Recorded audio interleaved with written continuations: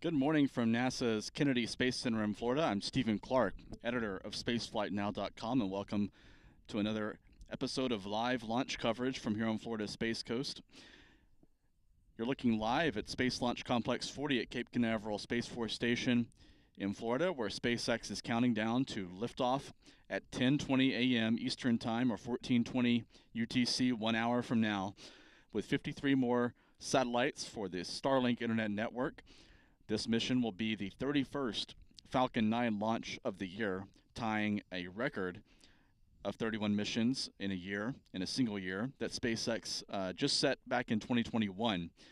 So SpaceX launched 31 Falcon 9 missions last year, and here on July the 17th, just past the halfway mark of 2022, SpaceX is set to tie that record and is on pace to break it with another launch as soon as next week.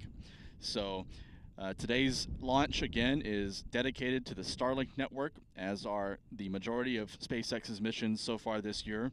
53 spacecraft on board this Falcon 9 rocket, awaiting liftoff in 59 minutes at 10:20 a.m. Eastern Time, or 14:20 UTC.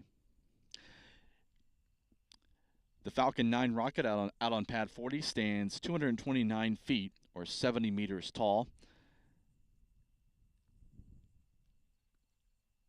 And this rocket will aim to place these 53 Starlink satellites into an elliptical or oval-shaped orbit, ranging between about 144 miles and 210 miles, or 232 by 338 kilometers.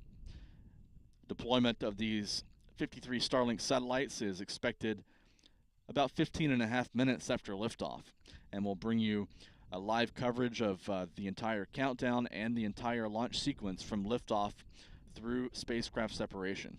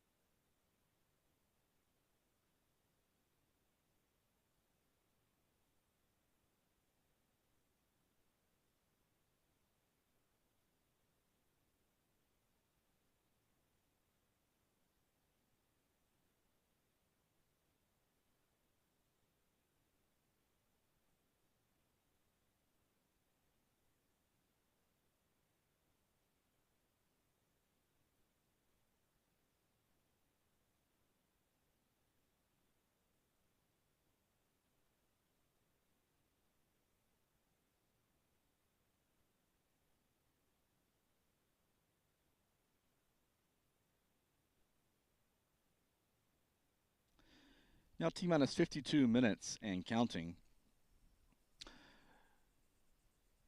We're not aware of any technical issues at this point in the countdown, and we understand that SpaceX continues to track toward an on-time launch this morning at 10:20 a.m. Eastern Time, or 14:20 UTC.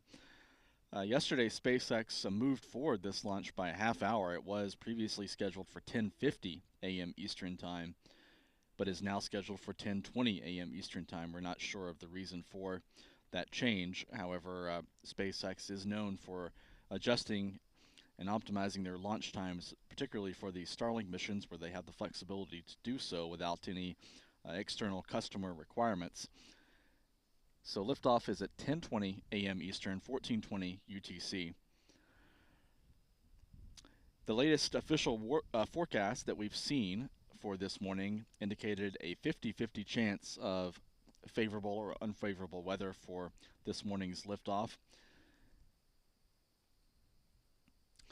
The main weather concerns are associated with cumulus clouds and also anvil clouds from thunderstorms.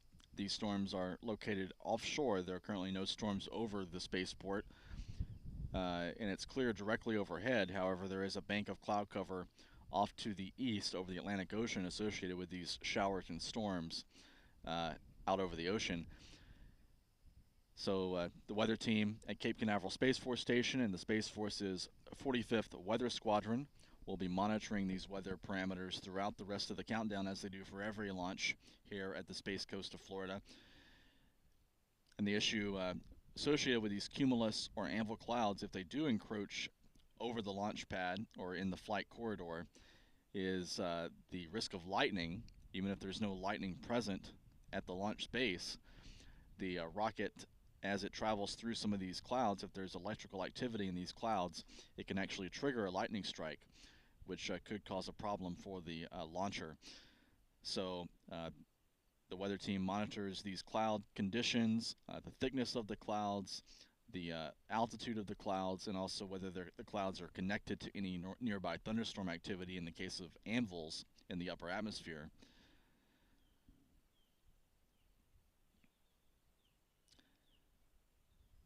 SpaceX has a backup launch opportunity later today at 12:09 p.m. Eastern Time, or 16:09 UTC if the weather is unfavorable for launch at 10:20 a.m. However, the forecast discussion we saw yesterday indicated that the weather conditions are expected to deteriorate throughout the afternoon hours, and the expectation going into this morning was that the weather conditions would be more favorable earlier in the day at the 10:20 a.m. opportunity. But SpaceX does have that option if weather patterns shift, and it looks like there's a better chance of good weather at 12:09 to target that second opportunity today.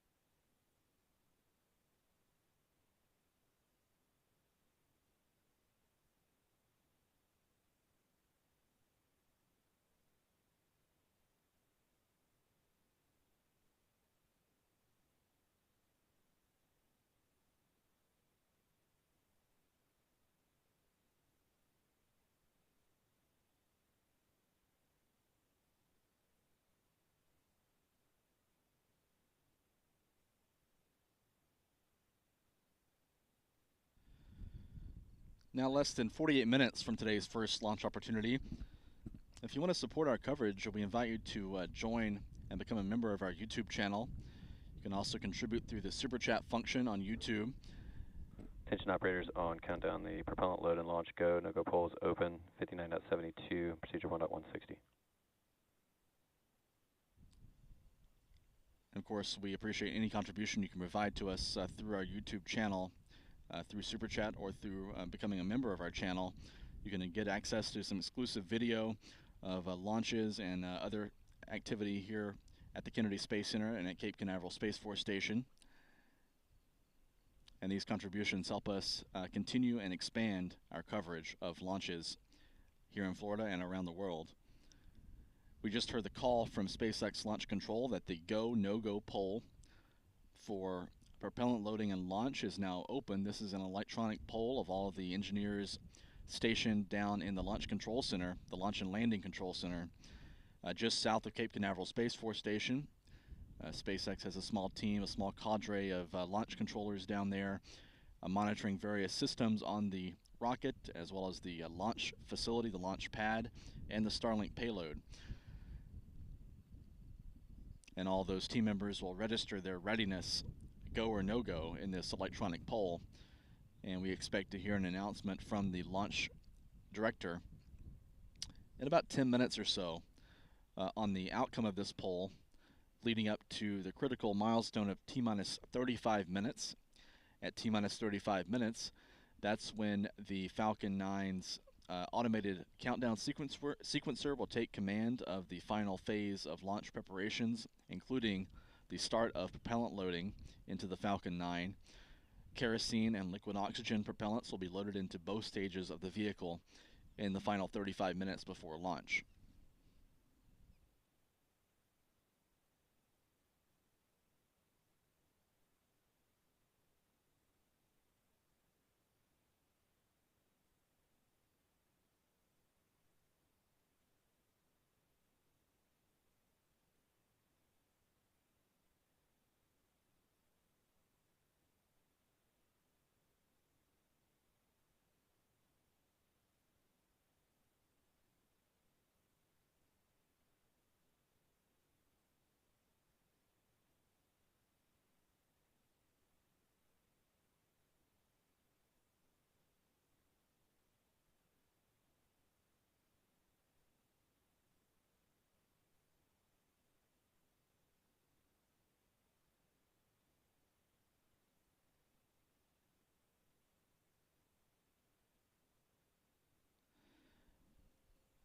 Now, T-minus 44 minutes and 20 seconds. I've mentioned before that this will be the 31st Falcon 9 launch of the calendar year 2022, tying the record for the most number of Falcon 9 launches in a single year at 31, which was set just last year. This will also be the fourth Falcon 9 launch that SpaceX will have performed in the past 10 days. And that sequence of 4 launches in 10 days began on July the 7th with a launch from this same pad, the previous Starlink mission from this launch pad 40 at Cape Canaveral Space Force Station. That was followed on July the 10th, a week ago today, by the launch of a Falcon 9 with another batch of 46 Starlink satellites from Vandenberg Space Force Base in California, heading to polar orbit. That was the first dedicated SpaceX Starlink flight to polar orbit. And then on Thursday night, July the 14th, SpaceX launched a Dragon cargo ship from Pad 39A at the Kennedy Space Center. And today's mission, designated Starlink 4-22, will add 53 more satellites to the Starlink constellation, providing global internet coverage.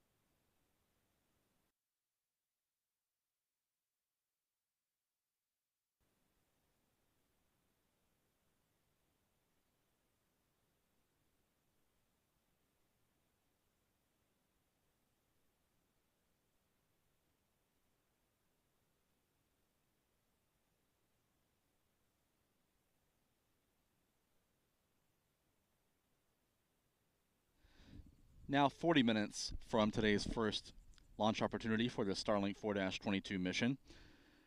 We're awaiting the results and the outcome of this electronic poll of SpaceX's launch team for a go or no-go to proceed into propellant loading and launch this morning.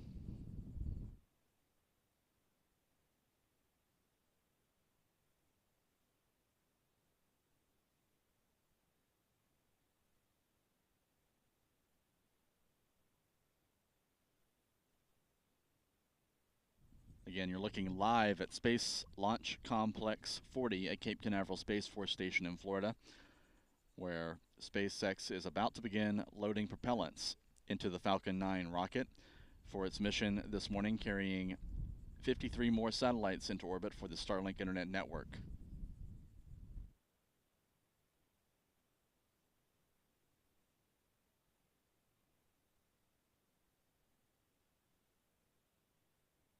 Attention operators on countdown. The propellant load and launch go, no-go poll is complete. And we are go at this time for propellant loading and launch. Stand by for abort instructions. We've heard that call now from SpaceX Launch Control that the team is go for propellant loading and launch, so the countdown will be proceeding inside of T-minus 35 minutes with liftoff of the Falcon 9 targeted for 10:20 a.m. Eastern Daylight Time or 14:20 UTC.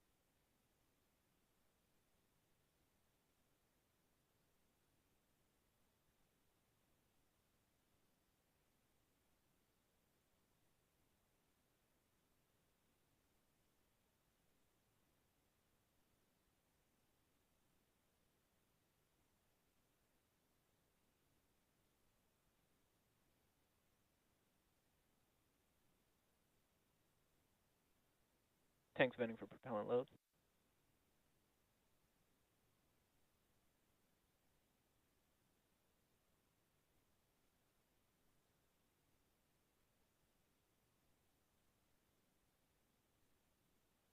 And attention operators on countdown. Stand by for abort instructions for non-urgent, no-go conditions, brief CE or LD, and they will approve aborting the countdown. For urgent issues affecting the safety of the operation, operators shall call hold, hold, hold on the countdown net. Launch control will abort the launch auto sequence and immediately proceed into launch abort. At T-minus 10 seconds, launch control will be hands-off and relying on automated abort criteria for the remainder of the count.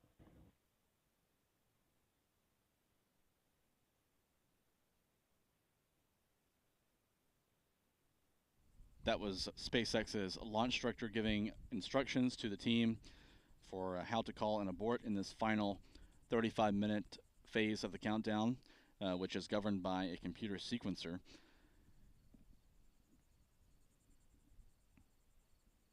We expect to hear the call out that the launch auto sequence has started in about 30 seconds. That will also mark the start of propellant loading.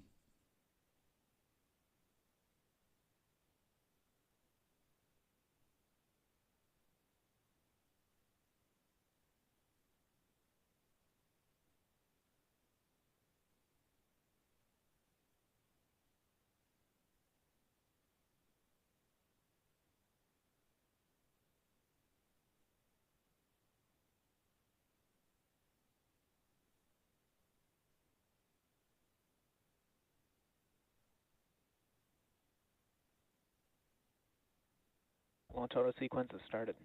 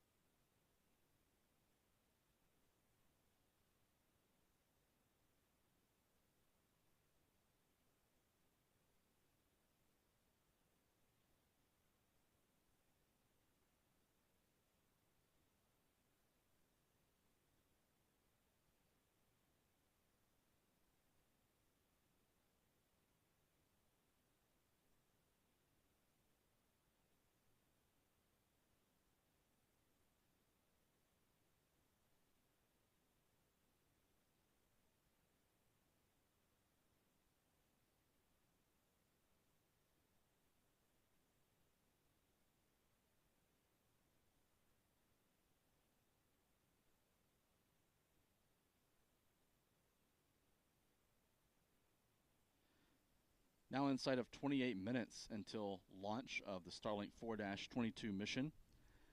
On the left-hand side of your screen, you're looking at a file photo from a previous Starlink mission showing what these satellites look like in their launch configuration, stacked in a flat-packed fashion inside the payload fairing of the Falcon 9. In this view from a previous mission, you can see one half of the payload fairing moving into position to encapsulate the Starlink satellites. These satellites, again, stacked one on top of the other, are held down onto the rocket by 4 metallic retention rods. Those retention rods actually are released once the rocket is in orbit at the proper altitude to allow these satellites to fly free of the rocket. Each of these satellites weigh more than a quarter ton, and in total, with 53 satellites on board, they represent the heaviest payload that SpaceX launches, with 53 of these satellites together as one unit.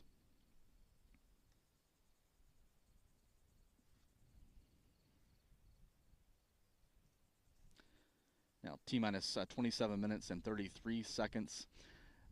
Here you can have some more data about these Starlink satellites. There are 53 of these spacecraft on board for today's mission.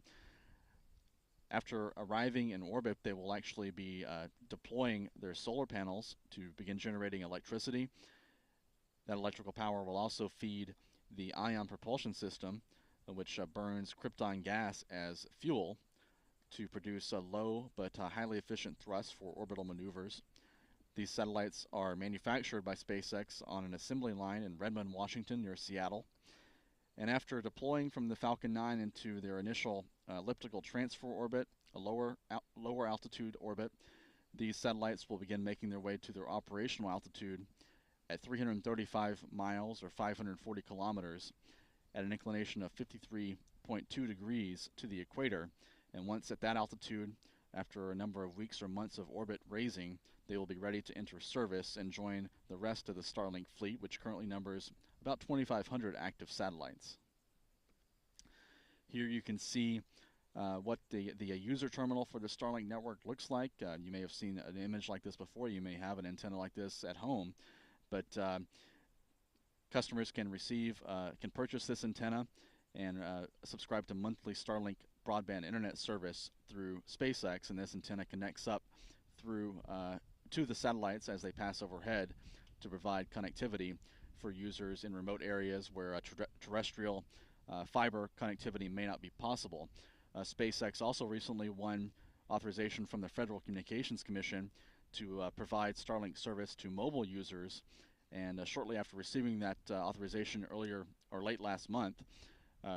this month, a few days after receiving that authority, SpaceX unveiled their SpaceX Starlink maritime service, where consumers can purchase an antenna and connect to the internet from their ships, from their yacht, and also oil rigs and cruise ships.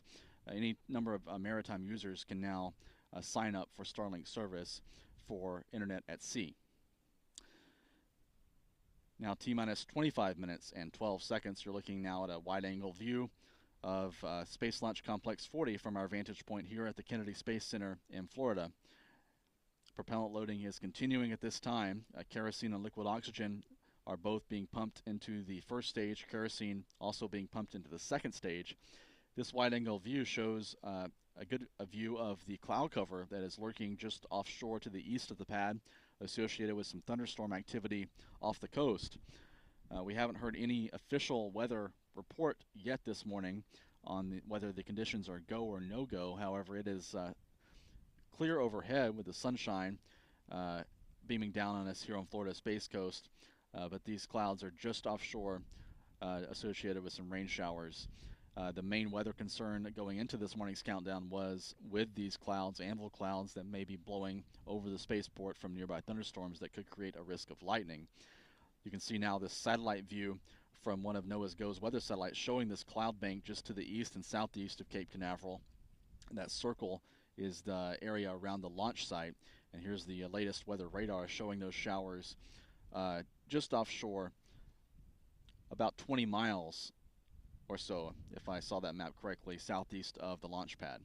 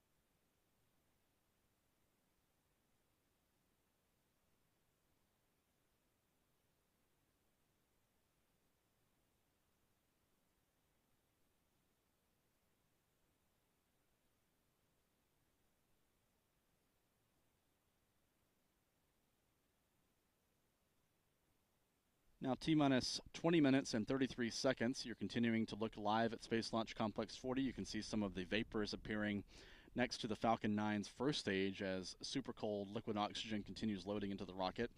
We expect to see the big vent shortly. There it is. This is the vent of Stage 2 fuel load complete. Oxygen vapor from the strong back structure as SpaceX begins a chill down procedure to condition the liquid oxygen transfer lines leading up the strong back to the second stage.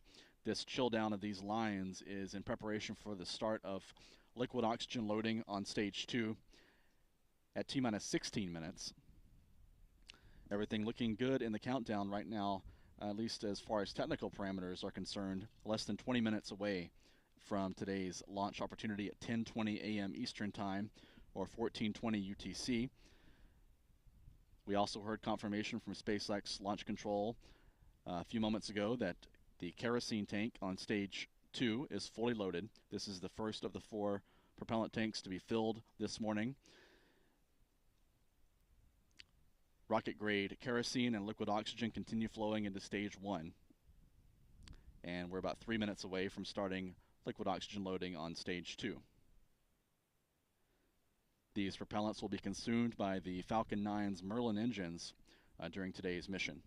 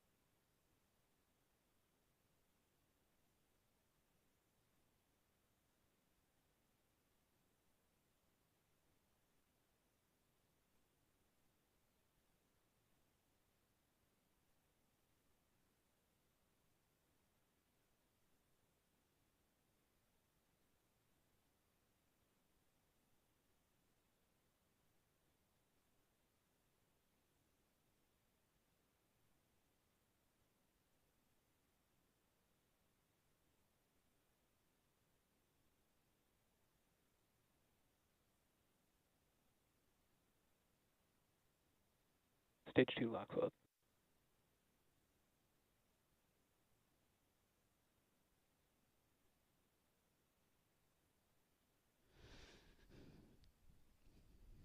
Now, T-minus 16 minutes and 5 seconds. We just heard the call out from SpaceX Launch Control that the stage 2 LOX load is underway. This is the liquid oxygen load into the second stage of the Falcon 9 rocket. This is the last of the 4 propellant tanks to be loaded.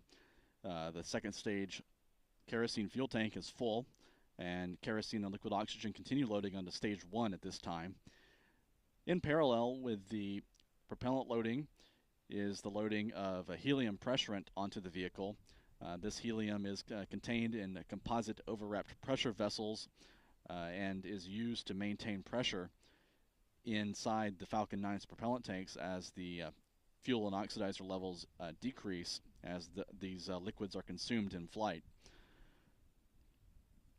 Now T-minus 15 minutes and 15 seconds.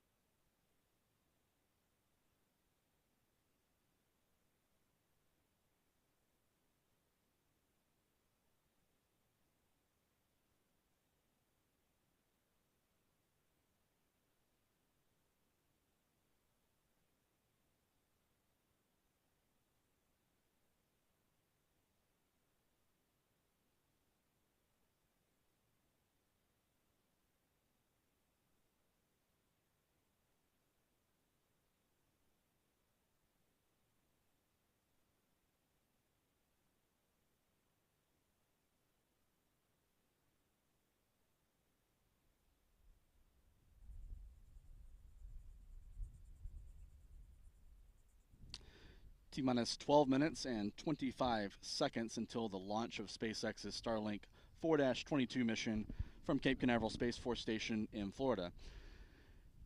Here's an overview of this countdown timeline. We've already passed a couple of these milestones, beginning with the go for propellant loading, that go no-go poll you heard the outcome of earlier in our broadcast. That propellant loading began at T-minus 35 minutes. And liquid oxygen loading on the stage 2 began at T-minus 16 minutes.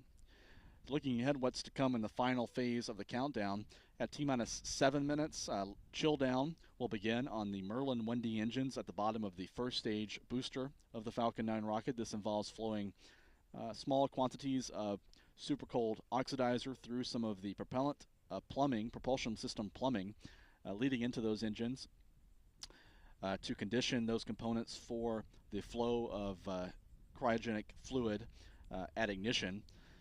At T-minus 5.5 minutes, we expect to hear a call out from the Launch Control Center that the RP-1 or kerosene fuel load is complete on both stages of the rocket. At 4.5 minutes, the strong back to the right side of the Falcon 9 vehicle in this view will be retracted to an angle of about 1.5 degrees from the rocket. And then at about T-minus 2 minutes, that's the point at which the Falcon 9 should be fully loaded with propellant. And at that point, the rocket will weigh about 1.2 million pounds, 1 million pounds of that being fuel and oxidizer that have been loaded during this countdown in the final 35 minutes before liftoff. At T-minus 60 seconds, the Falcon 9's onboard computer will take control of the countdown. and govern a final fast-paced series of events that include the pressurization of the Falcon 9's propellant tanks. And at T-minus 45 seconds, SpaceX's launch director will give their final go for launch. The ignition sequence for the Merlin engines will begin at T-minus 3 seconds. Those engines will throttle up to full power and will be subjected to an automated health check with the Falcon 9's computer. If all those engine parameters are go, the computer will send the command to release 4 hydraulic hold-down clamps at the base of the vehicle, allowing the Falcon 9 to begin its climb to space with these 53 Starlink internet satellites. The countdown just passed T-minus 10 minutes until liftoff. Everything looking good as far as technical parameters are concerned at this point.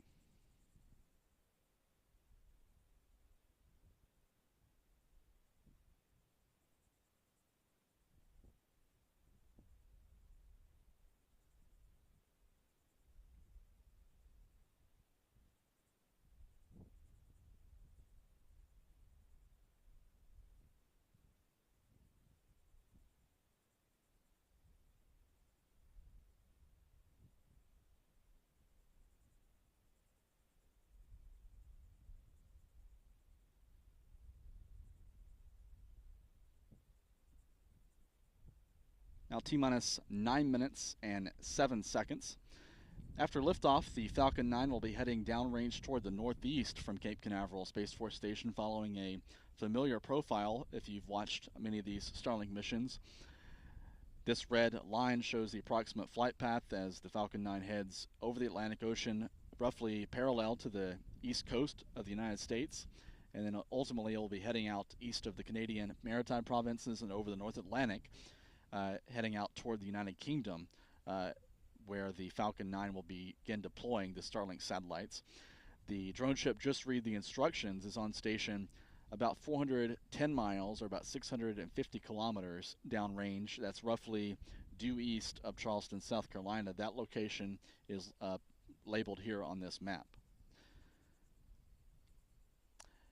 Here's the flight sequence. Again, a familiar profile and timeline for Starlink missions. After liftoff, the Falcon 9 will break the sound barrier in less than a minute. It'll pass the period of maximum aerodynamic pressure at plus 72 seconds.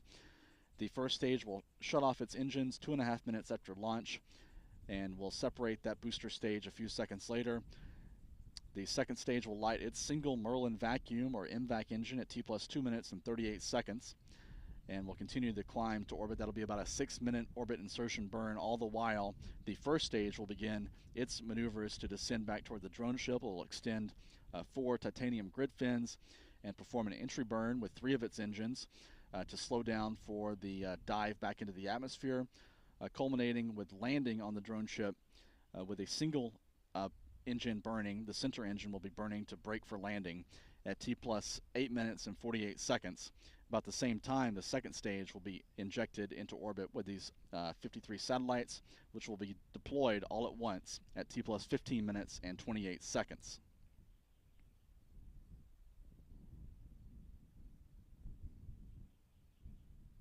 Now T minus 7 minutes and counting.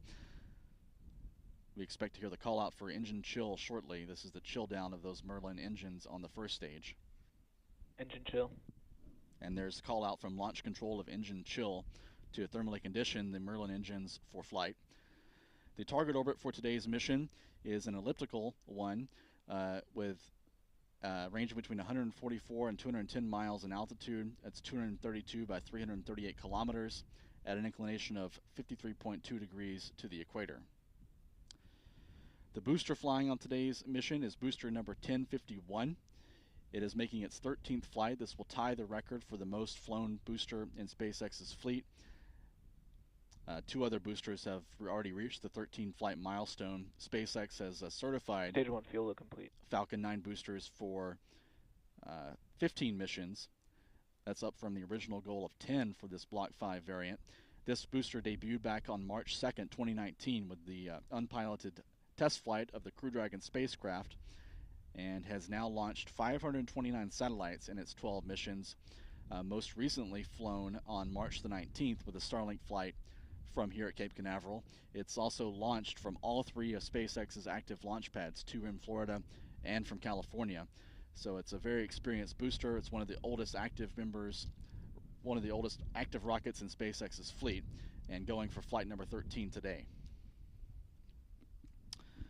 We heard a call out a moments ago that the stage 1 RP1 load is complete, so the Falcon 9 has now been fully loaded with 46,000 gallons of kerosene fuel. This is rocket propellant 1, a highly refined grade of kerosene.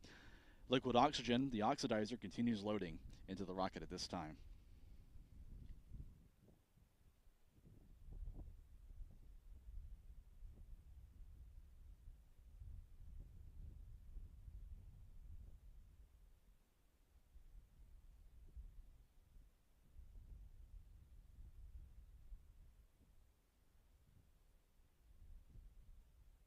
Tanks pressing for strong back retract.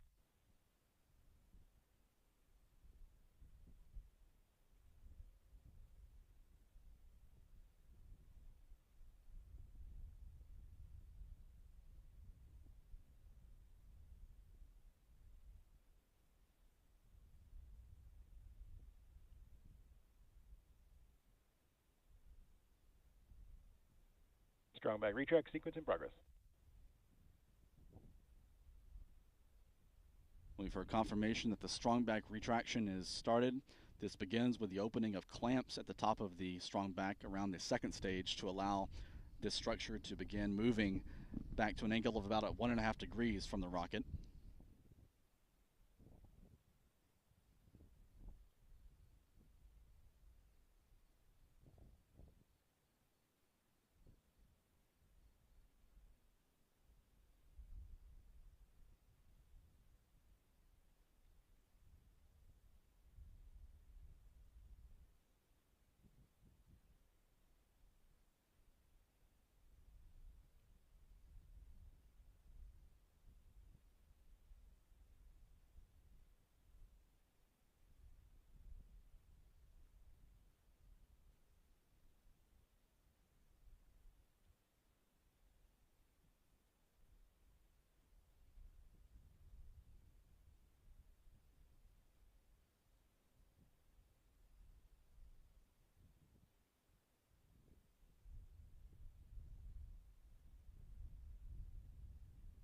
Stage 1 lock flow complete.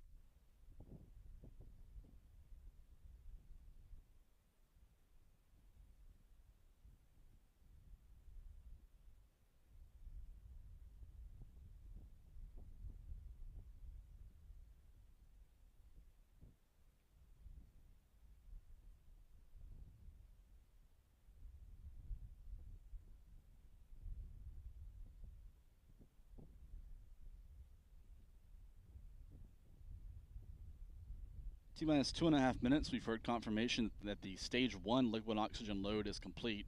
We're awaiting confirmation of stage 2 liquid oxygen loading to be completed.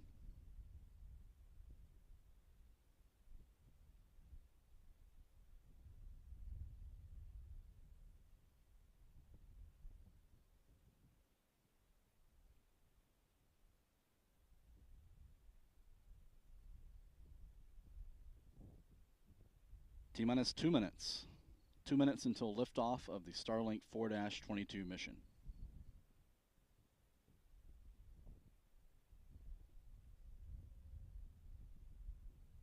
Stage 2 lock flow complete.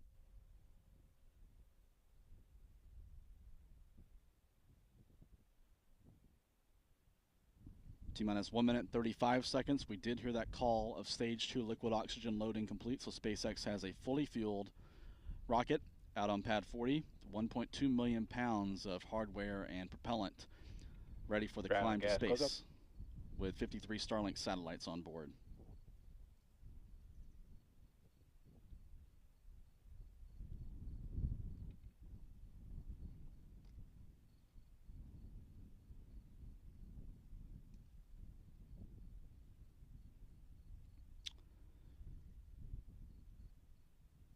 T-minus 60 seconds. 1 minute to go. Falcon 9 is in startup.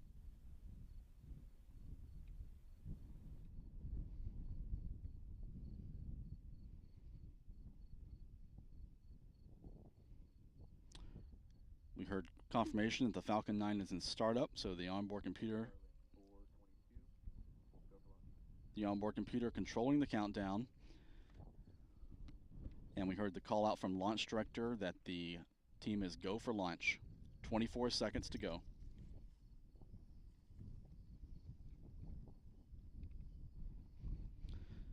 T-minus 15 seconds.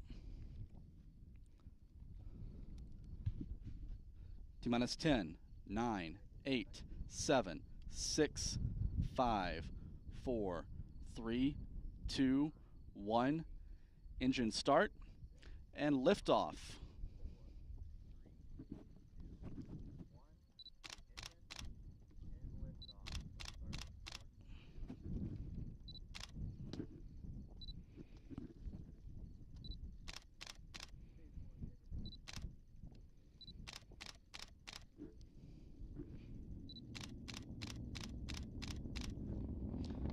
Falcon 9 heading to space this morning with 53 more Starlink internet satellites, adding to the world's largest satellite constellation.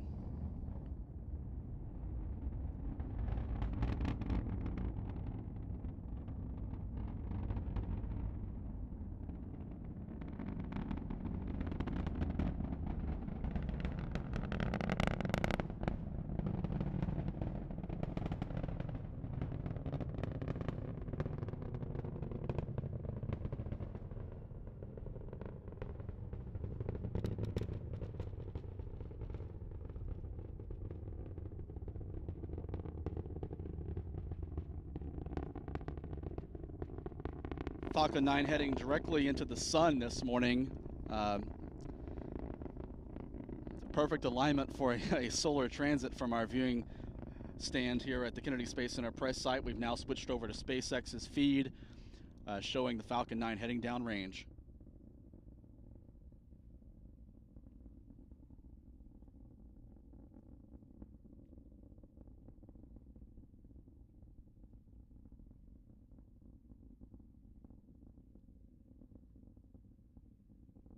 Falcon 9 now disappearing into some high clouds over Cape Canaveral Space Force Station.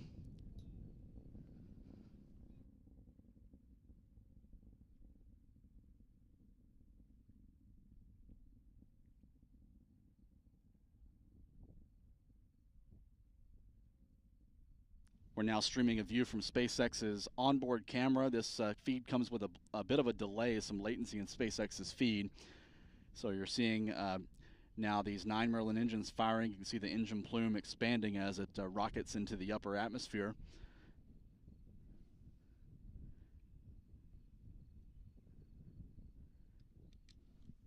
Standing by for main engine cutoff.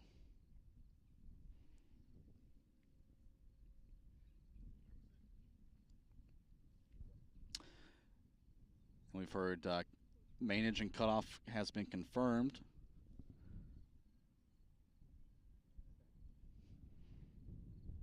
We're hearing these verbal callouts from SpaceX a bit ahead of what you're seeing here in this video. This video comes with a bit of a lag, but we've seen now visual confirmation of MECO, main engine cutoff, staging, and ignition of the second stage Merlin engine. And there's payload fairing jettison, revealing those 53 Starlink satellites to the space environment for the first time.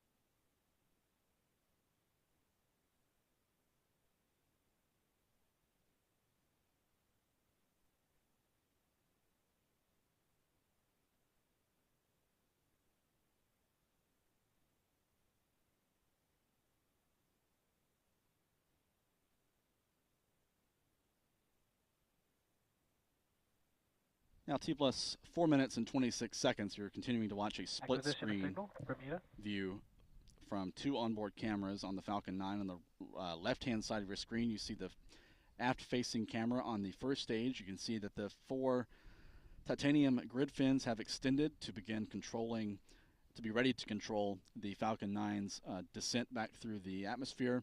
On the right, the red-hot glow from the MVAC or Merlin vacuum upper stage engine firing to propel these 53 satellites into orbit for the Starlink network.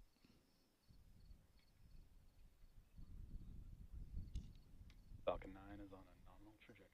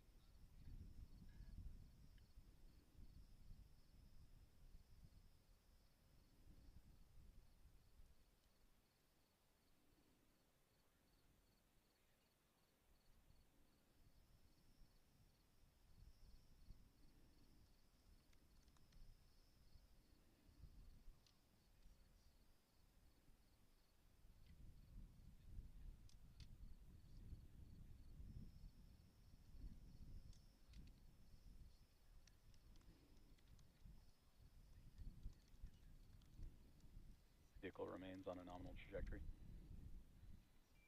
Stage 1 FTS has saved. Stage 1 entry burn startup.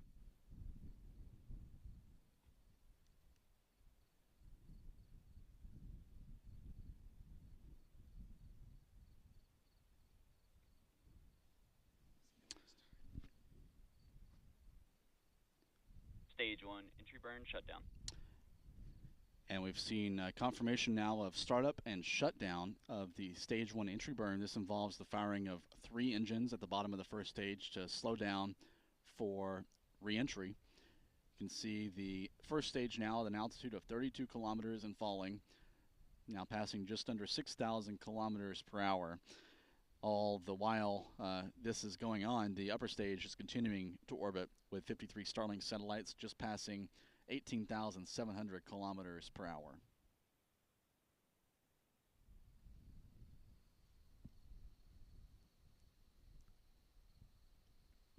Now about a minute or so remaining Stage until 1 is transonic. first stage landing.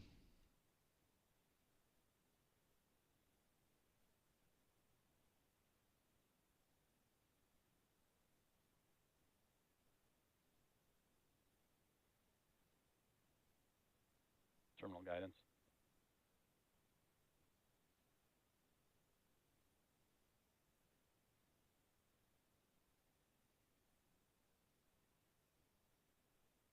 Stage 1 landing burn startup.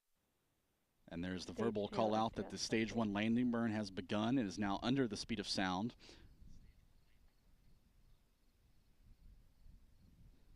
This involves firing the center engine, just one engine firing for the final braking Stage burn. 1 landing leg deploy.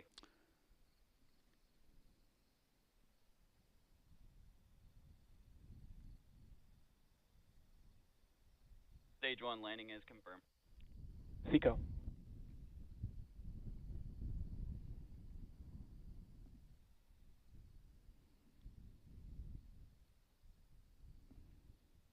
And we've heard confirmation now signal, of Pete. Stage 1 landing. The first stage booster Nominal has and arrived on the deck of the drone ship. Just read the instructions. Booster number 1051 now has logged 13 flights to space. becoming a fleet leader along with 2 other boosters in SpaceX's inventory. This booster has now launched 582 satellites over its career, spanning a little more than 3 years since its first debut launch back in March of 2019. Acquisition of signal, Newfoundland. We also heard a confirmation from SpaceX Launch Control that the second stage has cut off its engine. That call out was SECO-1, second stage engine cutoff, and the Falcon 9 has arrived in orbit with the 53 Starlink satellites. Deployment of these 53 spacecraft is expected in about 5.5 minutes.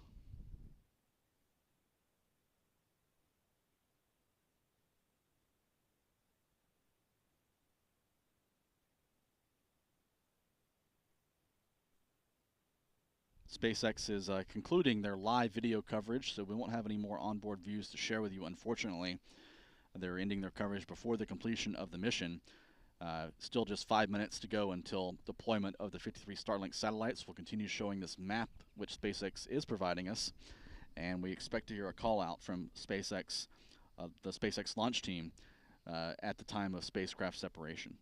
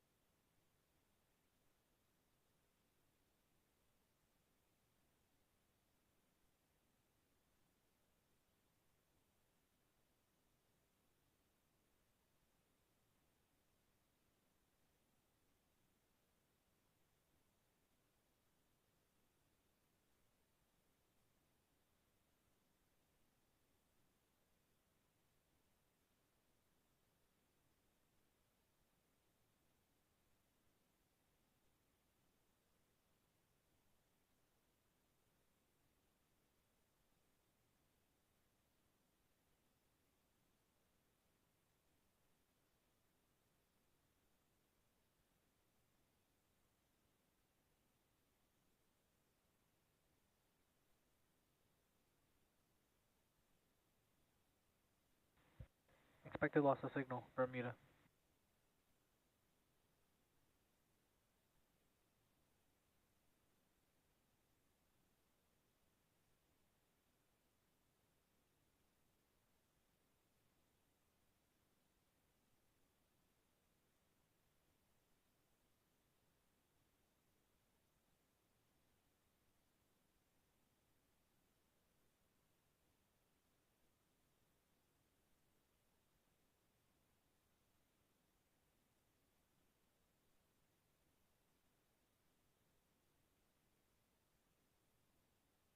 We've heard confirmation now that the Falcon 9 upper stage has passed outside the range of a ground station in Bermuda. That's an expected loss of signal. You can see the location of stage 2 here on this map, having just passed Newfoundland, heading east over the North Atlantic Ocean, heading for Ireland and the UK. About 2 minutes left until payload separation.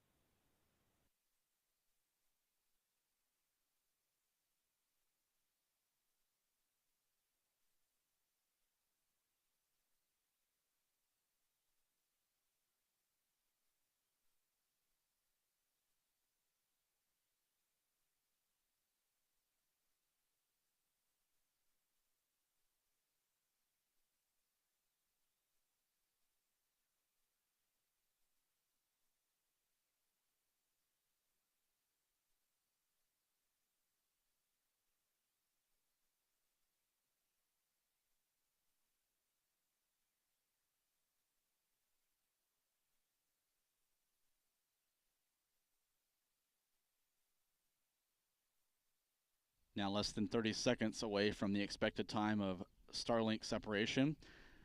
The Falcon 9's upper stage should be spinning up now to put itself in the right attitude with the right rates for payload separation. And then at separation, these 4 retention rods that I've mentioned earlier in the broadcast will be jettisoned to allow the Starlink satellites to fly free of the Falcon 9.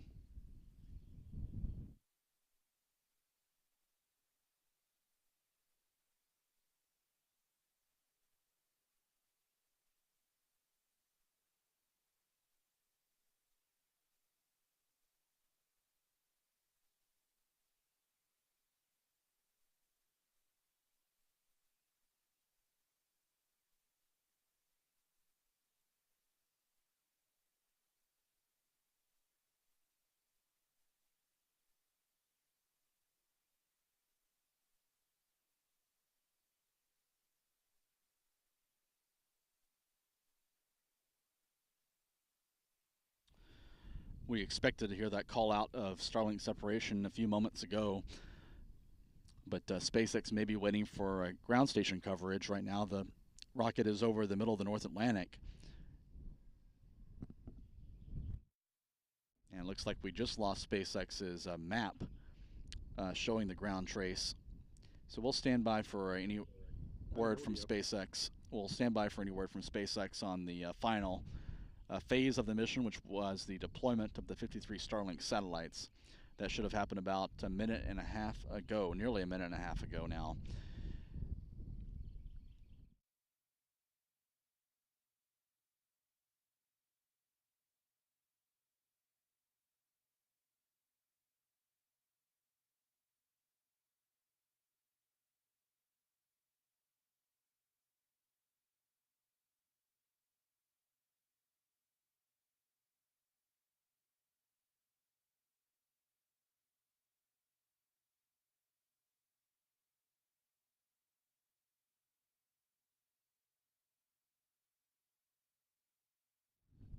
And we've heard confirmation now from SpaceX on Twitter of Starlink separation. Unfortunately, we did not hear that call out. SpaceX didn't call that out on the audio feed that we received from them, and they cut the feed before we were able to confirm that the usual way. So we apologize for that delay in reporting spacecraft separation, but SpaceX has now tweeted that payload deployment was confirmed. These Starlink satellites, after separating from the Falcon 9, are expected to spread out. Kind of like a deck of cards, these flat panel satellites will space themselves out over time due to differential drag. And then they'll deploy solar panels and run through their initial post-launch activation and checkout steps before beginning orbit raising. This will involve using an ion engine on each spacecraft to raise their altitude from their current low altitude orbit between 150 and 200 miles approximately, up to an operating altitude of 335 miles or 540 kilometers. This orbit raising typically takes a number of weeks to even months, depending on which specific plane within the Starlink constellation the satellite is headed to. And with that, that's a wrap of a successful launch. This was the 31st successful Falcon 9 launch of the year from SpaceX's launch pads in Florida and in California.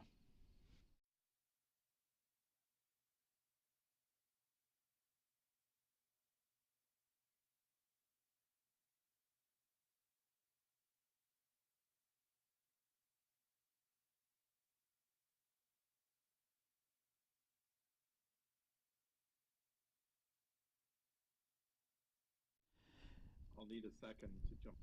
Now 19 minutes and 28 seconds since launch. So let's just recap some of the mission stats for today's mission, which was the Starlink 4-22 flight for the Falcon 9 rocket. This was the 165th flight since 2010 of this Falcon 9 family. It's the 173rd launch overall of a Falcon launch vehicle since 2006. This includes the earlier, now retired Falcon 1 rocket, as well as 3 flights of the Falcon Heavy, which is made by combining 3 Falcon 9 booster cores together. This was the 13th flight of this particular booster, booster 1051. It was the 143rd Falcon 9 launch from Florida. The 92nd Falcon 9 launch from Space Launch Complex 40 at Cape Canaveral Space Force Station. This is SpaceX's most used launch complex. And the 147th launch overall from Pad 40. This includes a number of Titan rocket missions that flew from this complex from the 1960s up until the 2000s, before the launch site was handed over by the Air Force to SpaceX. This was the 107th flight of a reused Falcon 9 booster, so 107 of the 165 Falcon 9 flights to date have utilized a reused booster. This was the 51st dedicated launch for the Starlink program, and the 31st Falcon 9 launch of the year. This ties a record set just back in December in 2021 for 31 missions in a year. This is the highest number SpaceX has ever accomplished in a single calendar year, and SpaceX will be going for a record 32nd mission next Sunday. This was also the 31st orbital launch attempt from Cape Canaveral this year, and this also ties the record for the highest number of orbital launch attempts from Cape Canaveral in a single year. And that record again will be broken next Sunday with the next SpaceX mission from Florida. Let's move on to the launch schedule. In a few moments we'll show you what's ahead. I do want to correct the record on one thing. I mentioned the 32nd SpaceX mission of the year is next Sunday. It's actually scheduled for Thursday from Vandenberg Space Force Base in California, which you'll see in a few moments when we look ahead at the next few launches on our calendar. And here's that graphic now ready. Coming up on July 21st, that's on Thursday, SpaceX will launch the Starlink 3-2 mission from Vandenberg Space Force Base in California. This is expected to carry 46 satellites into polar orbit. That will be followed on Friday with the Rocket Lab's next mission. An Electron rocket will launch a classified payload for the National Reconnaissance Office, the U.S. government's spy satellite agency, from Launch Complex 1. This is Rocket Lab's privately operated spaceport down on the North Island of New Zealand. Next weekend, next Sunday, there are a pair of missions on our schedule. China will launch a heavy lift Long March 5B rocket. This is one of the most powerful launch vehicles in the world, with a new module for the Chinese space station. This is a new research module heading up to the Tiangong space station. It weighs about 20 tons and will be launched from the Wenchang Satellite Launch Center on Hainan Island in southern China. This is the second of 3 large elements for the Chinese space station.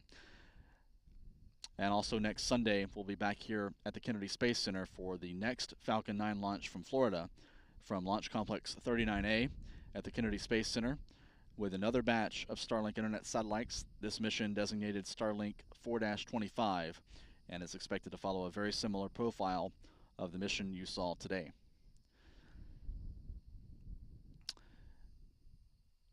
We invite you to support our coverage by becoming a member of our YouTube channel. You can also contribute through the Super Chat function on YouTube.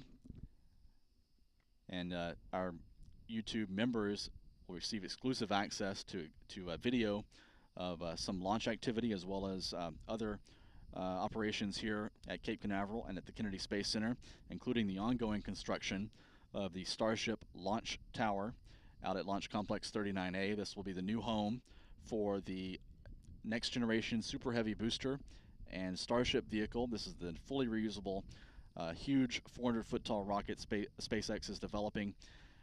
This will be the second launch site for the Starship program, following the construction of the first orbital launch site at Boca Chica in South Texas. So we'll be following the progress of that construction here at the Kennedy Space Center as SpaceX transfers more gantry sections and segments out to Pad 39A to build up this structure, which will become one of the largest and tallest structures here on the Space Coast of Florida, standing about 450 feet tall when complete, just shy of the height of the iconic vehicle assembly building at the Kennedy Space Center. That dates back to the Apollo era.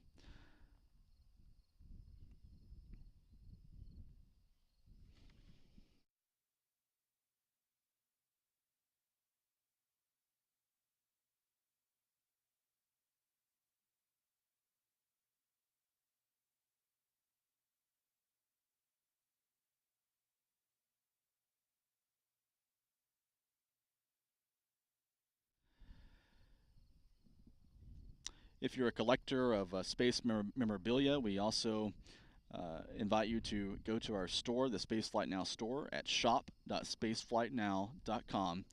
There you'll find a selection of mission patches for sale, including the patch for the recently launched cargo mission, the CRS-25 Dragon cargo mission to the space station, which took off from here at the Kennedy Space Center on Thursday night and docked with the space station yesterday. So you can go to shop.spaceflightnow.com. One more time, that's shop.spaceflightnow.com to see our store, and we invite you to go there and check out any memorabilia or mission patches that you want to collect. There are a lot of options there for you to choose from. So we'll leave you now with one last view of Space Launch Complex 40, the empty pad now here at Cape Canaveral with the Falcon 9 having launched at 10:20 a.m. Eastern Time, or 14:20 UTC, and deployed the newest batch of 53 Starlink Internet satellites. SpaceX has now deployed 2,858 Starlink satellites to date, and that includes a number of prototypes and decommissioned spacecraft, and the current tally of active functioning Starlink satellites in orbit currently numbers a little more than 2,500. This is by a large measure the largest constellation of satellites operated by any entity in the world. The second largest constellation is OneWeb's internet satellite fleet, which currently stands at 428 satellites. So we thank you for joining us for our launch coverage this morning. We'll be back a week from today here at the Kennedy Space Center with the next Falcon 9 launch from Florida, another Starlink mission from Launch Complex 39A. And as I showed you a few moments ago in our launch schedule, we'll be covering a number of other activities this week, including a Falcon 9 launch from Vandenberg Space Force Base in California on Thursday, and the launch of a Rocket Lab mission on Friday, and the important launch of the next large element of the Chinese space station on a heavy lift Long March 5B rocket on Sunday, next Sunday. Until next time, I'm Stephen Clark from spaceflightnow.com, reporting live from the Kennedy Space Center. Have a great rest of your weekend.